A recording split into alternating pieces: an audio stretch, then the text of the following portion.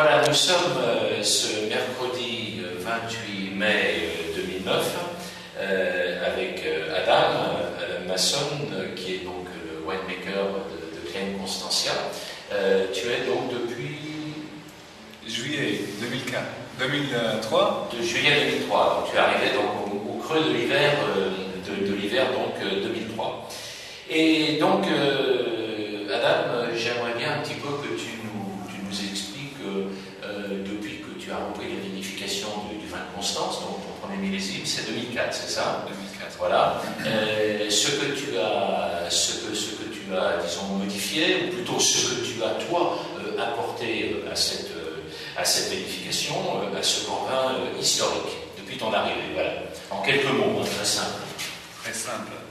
Depuis 2004, c'était un trajet d'apprendre.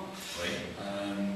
Et pour moi, la chose qui change le plus d'un an de l'autre, c'est la date de récolte et le moment de vendanger. Ça, c'est la décision la plus importante. Mais je pense que la différence la plus importante qui est arrivée dans la façon de vinifier le vin de Constance est arrivée après un voyage à Tokai pour le millésime 2007 à Tokai. Et quand j'étais là, j'ai bien commencé d'apprendre le secret de vinification des vins sucrés, des vins les vins moelleux, on dirait en français. Sucré, tu sais, c'est péjoratif. Hein. Okay, les vins moelleux. Faut toujours être prudent avec les mots sucrés. Hein. Disons les vins moelleux, voilà. Oui. Les vins doux. Les vins doux. Naturellement doux. Les vins d'ici. Voilà. Mais c'était de travailler avec plusieurs lots de mou au début, de plusieurs degrés en richesse. En richesse de concentration. Donc c'est ça qui je crois, j'avais amené à la vinification de vin de Constance depuis que je suis venu ici. D'accord. Mais on arrive, chaque année, on raffine. Je ne sais pas si ça c'est... Raffiner, c'est le mot parfait. On améliore, on raffine. Le date de ramassage. D'accord. Et chaque année, je crois qu'on a beaucoup plus de confiance en le correct date de faire les grosses tris et les grosses ramassages. D'accord. Avant, je suppose, avant ton arrivée ici, c'est-à-dire le premier vrai millésime ici, ça a été 1987, et le dernier millésime de Roscover, ça a été donc ton prédécesseur, ça a été 2002. Hein. Donc, on avait tendance à faire le ramassage en une seule fois, si je comprends bien. Hein. Oui, ce que je comprends, c'était plutôt fait dans un ou deux grosses coups, et tout était vinifié ensemble. D'accord.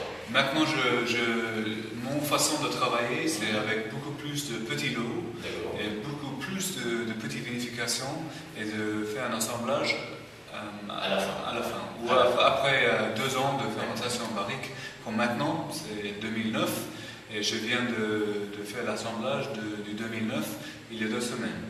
Ah oui, toutes les lots séparés étaient assemblés il y a 1 ou 2 semaines. D'accord. Alors comment ce 2009, donc, qui est un millésime que l'on aura sur le marché seulement dans environ 4 années, hein, c'est 2012, 2013, donc là c'est pas encore demain. Alors justement, par rapport à ce que tu as appris quand tu es venu à Tokai à la fin de 2007, à l'automne 2007, qu'est-ce que tu as fait donc, spécifiquement dans cette vinification de 2009? Je ne parle pas des tris, ça on a bien compris donc, que tu as essayé d'optimiser les tris, c'est-à-dire de faire 2, 3, 4 tris en fonction de la saison pour avoir donc une maturité optimale parmi les grains que tu choisissais. Et alors au niveau de la vinification justement, je pense qu'en 2009 tu as pu mettre véritablement en lumière tout ce que tu avais appris, tout ce que tu avais compris de la vinification des vins moelleux, notamment en Europe centrale. C'est quand même en Europe centrale, ce sont les ancêtres, les grands-parents de tous les grands vins moelleux naturellement doux. Je dis bien naturellement doux, hein, c'est-à-dire non fortifiée. Pourriture non fortifiée, pourriture noble, passerillage, etc. Quels sont les apports? Qu'est-ce que tu peux nous dire en quelques mots de ces apports pour 2009? Probablement le ramassage des grains pas serrés, Oui. grain par grain. Nous avons fait beaucoup d'efforts de ramasser. On a fait à peu près 4 tonnes cette année. Presque 10% de notre complète vendange complet de récolte. Donc on a fait à peu près 10% de grains pas pourris, pourriture noble, juste pas serrés. Complètement sec, un peu comme les grains à soude que l'on ramasse à Tokai. Oui, mais sans la pourriture noble. Et tu sais, à Tokai aussi, que l'on a aussi les deux. Hein. On a des années à botrytis et puis on a des années à passerillage complet aussi. Hein.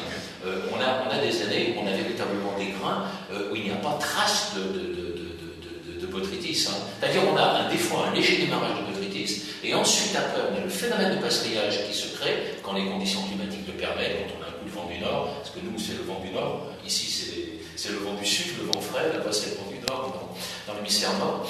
Et ça c'est extrêmement positif pour le séchage des grains. Donc si j'ai bien compris, donc, tu as fait un lot important de cuves en grains secs. Depuis le début de février, nous avons commencé de ramasser les grains, grain par grain. Quand on a un moment entre les autres parcelles que nous avons récoltées pour faire le Sauvignon blanc ou le Chardonnay ou le Riesling. Donc on a commencé le début de février en fait. Et en plus, nous avons aussi fait le récolte dans plusieurs sélections un peu plus grandes dans le vignoble de Muscat de Frontignan. C'est-à-dire nous avons fait un ramassage très tôt avec un degré à peu près 28, 29 Ballen. Et c'est une partie de notre vignoble qui pourrit très, très facilement. Donc on n'arrive jamais à une grosse richesse, dans une grande richesse.